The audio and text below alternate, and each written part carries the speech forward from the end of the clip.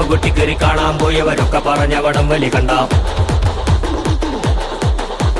കൈ ഞരമ്പ് വലിഞ്ഞു തെളിഞ്ഞൊരു ഡുമ്പു കണക്കെ പിടിച്ചത് കണ്ട. കമ്പകുട്ടിക്കേറി കാണാൻ പോയവരൊക്കെ പറഞ്ഞ വടം വലി കണ്ട. കൈ ഞരമ്പ് വലിഞ്ഞു തെളിഞ്ഞൊരു ഡുമ്പു കണക്കെ പിടിച്ചത് കണ്ട.